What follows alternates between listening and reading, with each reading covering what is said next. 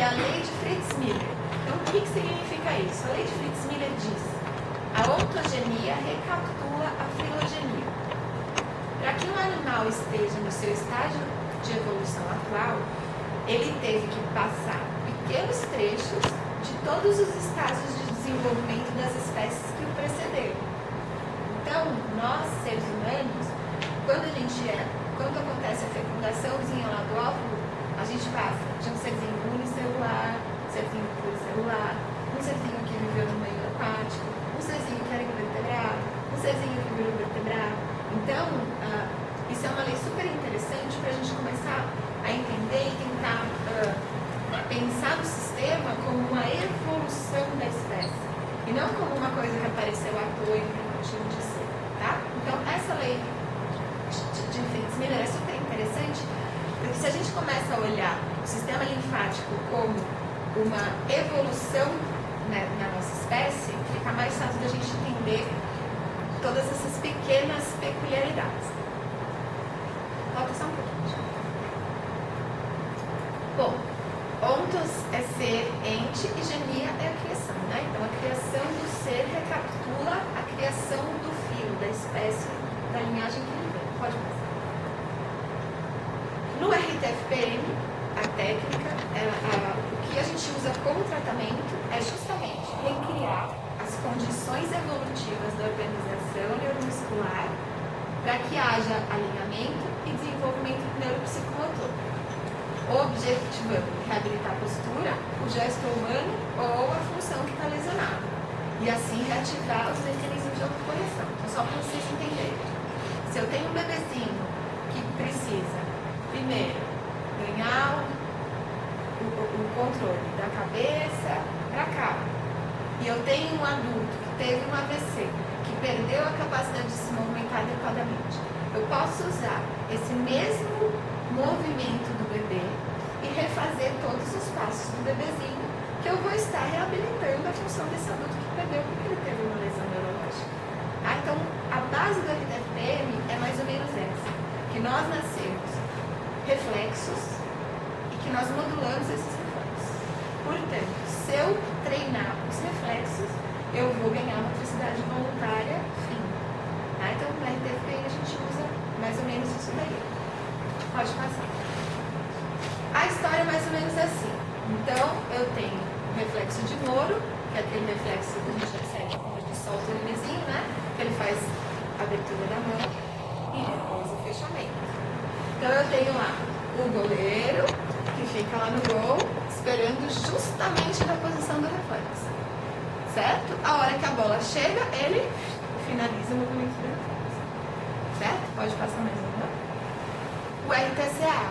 Então, eu tenho que, quando eu viro a cabeça para um lado, eu vou ter flexão do contralateral e um sinal que a gente não guarda quando a gente estuda o RTCA, que é super importante, é que a mão que flexiona, você tem uma extensão do polegar. Então, se você olhar, você está fazendo exatamente o movimento do reflexo. Pode passar. E o reflexo tônico labiríntico.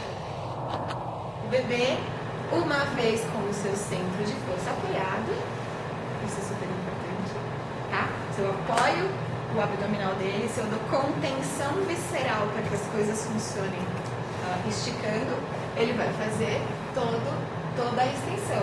E depois, quando a gente traz a cabecinha para dentro, ele faz toda a flexão. Então, a gente observa nos esportes justamente o aparecimento desses padrões. Tudo bem? Então, na RTFPM a gente utiliza os reflexos como reflexos primordiais, e não reflexos primários, nem reflexos primitivos que têm que ser abolidos. Os reflexos têm que ser modulados. Então, pensa aqui comigo. Tem uma criança precisa escrever e olhar para a luz. Tá? Então, a gente viu ali no RTF. Quando eu estendo a cabeça, o que eu faço com meus membros superiores? Então, eu tenho uma criança que não modulou esse reflexo. Aí, quando ela olha para o papel, a hora que ela olhou para a lousa, ela larga o lápis. Deu para entender? Então, ela está aqui anotando o caderninho dela. A hora que ela olha para a lousa, criança vai ser diagnosticada com... aí eu tenho uma outra, por exemplo, você lembra do reflexo de Gallant? Vocês já viram? Então, Gallant a gente faz assim, ó, dá o estímulo, o nenenzinho faz assim. Dá o estímulo, o nenenzinho faz assim. Tem uma criança que não modulou o reflexo de Gallant. Ela senta na cadeira, ela desvia pra cá, ela faz assim. Ela desvia pra lá, faz assim. Aí a criança fica assim na cadeira. Aí a professora fala, mas parece que tem família. É uma modulação de reflexo, ela não consegue. Aí o que vai dar? Ritalina, conserta, criança hiperativa, distúrbio de atenção associado à hiperatividade. Certo? Isso é a fisioterapia dos sonhos, tá? Hoje em dia eu tenho 2 pacientes que eu trato assim. Eu faço a fisioterapia dos sonhos, eu faço improve de performance motora na criança, entendeu? A fisioterapia dos sonhos, mas é tratável, totalmente. Tem um monte de criança sendo drogada demais no psiquiatra por causa disso, tá? Dificuldade motora, não tem coordenação. A gente vê adulto que faz isso, que usa reflexo, que usa padrão reflexo para desenvolver motricidade. É um pedacinho que você trabalha com ele e você consegue melhorar a vida dele em horrores, certo? Muito bom. Então agora eu vou começar uma parte que eu vou passar bem rapidinho, só para vocês entenderem onde eu quero chegar. Então eu falei para vocês que o animal, que nós no caso, temos que passar todos os estágios para a gente conseguir desenvolver esse organismo que a gente tem. Essas teorias evolutivas, elas acreditam que nós somos frutos de conjunções de micro-organismos, tá? Que nós seríamos ambientes complexos onde muitos micro-organismos estão associados. Vocês já ouviram falar de herança mitocondrial? Então, o que a gente sabe? Hoje se sabe que o DNA da gente não está no nosso núcleo da nossa célula. Cada mitocôndria tem um DNA. Cada mitocôndria do nosso organismo tem um DNA específico. E se a herança da mitocôndria, de onde será que ela vem? Só da mãe. Então, olha que loucura. A mãe passa o citoplasma celular, o pai passa só o núcleo. Então, toda a herança mitocondrial vem só para a herança materna. Tá? Então, assim, o que se acredita é que as mitocôndrias eram pequenas bactérias que foram agregadas ao nosso organismo. Porque se a gente for pensar, a mitocôndria é a forma de energia mais limpa que existe. Não é? A mitocôndria trabalha com dejeto zero. A mitocôndria converte energia de uma maneira muito boa, de uma maneira muito limpa. Assim como, se a gente for pensar, nossas células musculares também convertem numa energia mecânica numa quantidade absurda. Né? A actina e miosina, elas têm uma capacidade de conversão em energia mecânica muito grande, extremamente limpa. Não tem nenhuma máquina nossa que tem essa capacidade de conversão. Acho que agora nas nanotecnologias a gente deve estar chegando meio perto, mas mesmo assim é uma captação muito legal. Então, quando a gente pensa no mineral, o mineral contribuiu no sentido de que é no estágio mineral que a gente vai ter a agregação da matéria, que a gente vai ter formação de matéria, a gente vai ter forças mecânicas agindo nessa matéria, seja gravitacional, seja impactação, seja compressão. Não tem movimentos próprios, aqui a gente coloca em combinação, porque se a gente começar a olhar globalmente, que é isso que a fisioterapia está fazendo agora, indo lá para a gravitação universal, para a física quântica, a física pós-quântica, na cura. Quando a gente olha de maneira ampla, o mineral tem sim seu movimento. A gente tem os fluxos de larva que vão gerar grandes capacitores, que vão formar grandes ímãs, que vão interferir em toda a nossa vida, certo? O mineral é o constituinte inorgânico da natureza. E a característica básica dessa fase de agregação da matéria é a atração. Então, é importante a gente lembrar do efeito do mineral nos componentes e nos fenômenos de magnetismo e gravitação. Pode passar. Que o nosso organismo está extremamente sujeito. A gente não tem como fechar os olhos para isso. A gente tem um ciclo de sono, a gente tem parasimpático e simpático funcionando. Inclusive, dentro do meridiano, a gente tem funções de órgãos separados. Isso tudo a fisioterapia já estuda. Tá? Então, para a gente ter uma ideia, que as correntes de convecção lá do magma interno da Terra têm um sentido de rotação, e esse sentido de rotação faz com que haja campos magnéticos em sentidos diferentes na Terra. Pode passar? Saindo da Terra e olhando lá para o universo, a gente vai ver que a gente tem o quê? O Sol agindo e formando essas grandes cadeias de movimento. Pode passar. Oi? Então, assim, quando a gente pensa no pequenininho, a gente pensa que o mineral não tem grandes funções, mas o nosso organismo tem enormes funções. Então, eles já viram que existe, por exemplo, dentro da glândula pineal, existem cristais que têm uma função magnética importantíssima. Tá? Então, assim, temos que começar a olhar para as outras coisas. Partindo da parte mineral, que é de onde a gente vai ter nutriente, água, vitamina, tanana. Evoluindo para o reino vegetal, qual foi o grande avanço que houve do mineral para o vegetal? Então, quando a gente vê reino mineral, a gente vai falar assim, matéria inerte. O vegetal não é uma matéria inerte, o vegetal se move, ele consegue andar, ele ainda não tem a faculdade da movimentação voluntária, mas ele tem movimento. Eles são dotados de vitalidade. E eles podem ser afetados por ações sobre a matéria, mas eles não têm percepção. Do mineral para o vegetal, o que a gente poderia dizer que mudou? Fala. O mineral ele não consegue se mexer. O vegetal já consegue. O vegetal se mexe através de músculos. Ele se mexe através do quê? Mas o que ele manda para lá? Mas o que vai levá-lo para um lugar ou para outro? Divisão celular. Água. É o fluxo de água, gente. É o fluxo de líquido que vai direcionar o vegetal. Certo? Exatamente, através das leis magnéticas, você direciona o líquido. Tudo bem? Só que, então, podem ser afetadas por ações sobre a matéria, elas não têm percepção. O instinto de conservação é puramente mecânico. Nesse nível, a gente vai começar a ter o quê? Individualização e compartimentação. Um mineral, uma rocha, a gente não consegue dizer assim, aqui acabou a rocha magmática, aqui a rocha... É uma coisa só.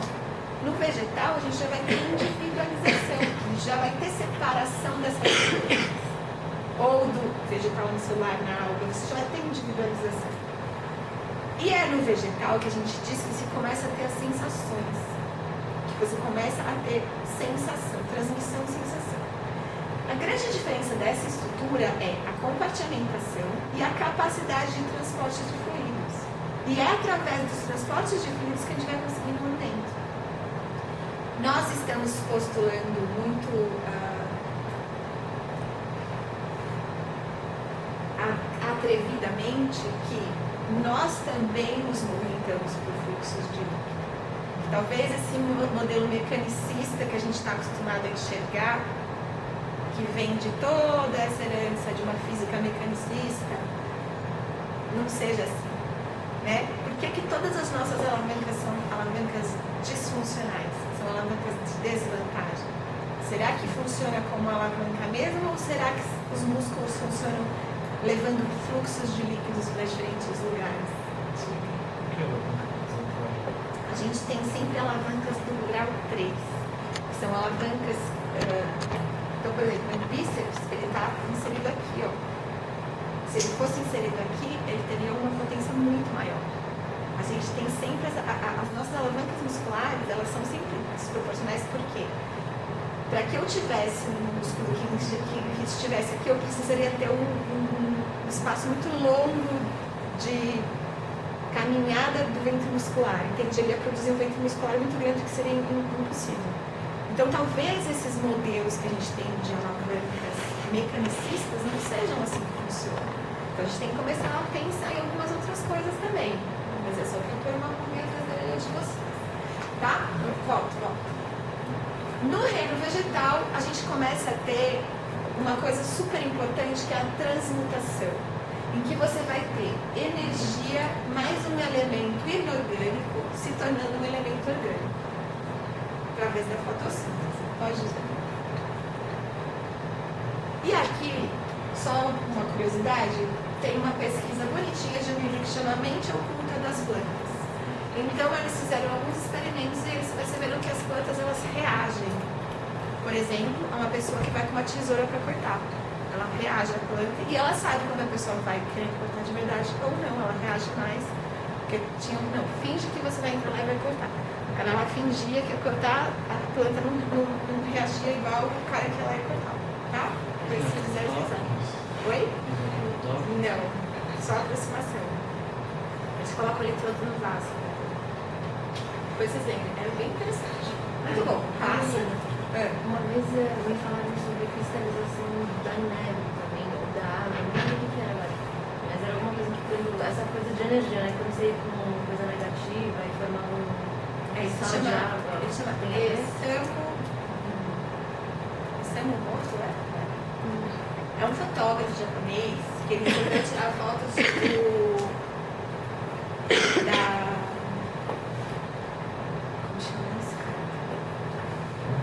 Conformação molecular da água. Então ele pegou várias garrafinhas, colocou amor, eu te odeio.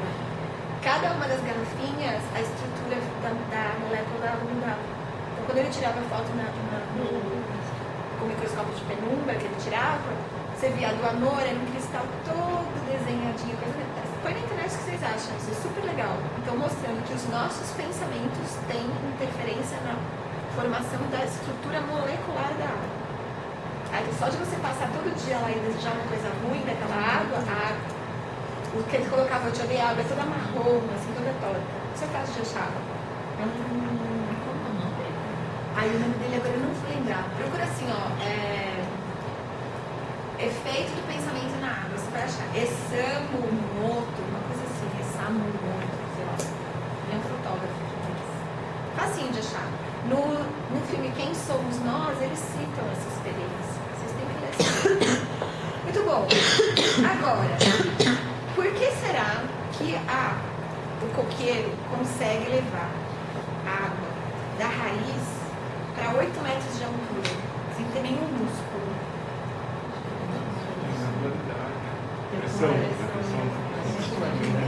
Agora pensa assim, se eu tivesse uma água subindo, o que essa coluna d'água faz? E por que essa árvore não explode? Porque tem também aquele negócio das plantas terem, tipo, pico de gota. Ai, não lembro como chama, assim. Alguém aqui já falou. Qual é a grande diferença da célula vegetal para a célula animal? Parede celular. Tá? Então, cada célula vegetal tem seu próprio esqueletinho. Por isso que ela consegue subir 10 metros de altura. Porque a parede celular cimenta e ela pode ir embora. Certo? Nós não temos. Nós precisamos de outras coisas que façam com que essas colunas d'água possam ser sustentadas. Chegamos ao reino protista. Então, aqui a gente vai começar a falar dos animaizinhos. Grande diferença a gente vai ver nos eucariontes quando a gente tiver núcleos organizados, certo? Aqui não vai ter parede celular. E quando a gente fala em animal, a gente vai ter principalmente a grande evolução nos movimentos, que vão ser sempre os movimentos dados por reação, certo? No reino protista a gente ainda vai ter aqueles unicelulares e as algas que têm a presença da clorofila. A gente vai observar animaizinhos unicelulares e o mais importante a partir desse momento é conseguir separar os meios, conseguir saber quem é o bicho e quem está fora dele. Porque se não houver isso, não tem individualidade, não tem vida, certo? Pode passar. Muito bom. Então no animal a gente ganhou o movimento voluntário. As membranas são que definem a evolução do animal. Quanto maiores as especializações das membranas, maior a especialização e a evolução desse animal. Deu para vocês entenderem? Portanto, quando a gente estiver lidando com o sistema linfático, a gente vai pensar que o sistema linfático, a gente tem que qual é a relação entre as membranas? Qual é a relação entre aqueles micro-organismos que estão ali no ambiente intersticial? Os constituintes de contenção são o que diferenciam esse ser. Nos vegetais a gente vai ter as paredes celulares, nos animais a gente vai ter as membranas plasmáticas. A evolução das espécies, a evolução no sentido de mais avançado ou menos avançado, ela vai acontecer de acordo com o relacionamento desses seres entre si. E se a gente for pensar no nosso organismo, das nossas células entre si e dos conjuntos de células que são os órgãos entre eles. Tudo bem? Pode passar.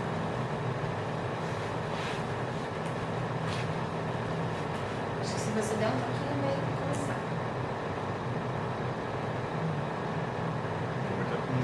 Ai, terá um pouco aqui, deixa eu... O vídeo.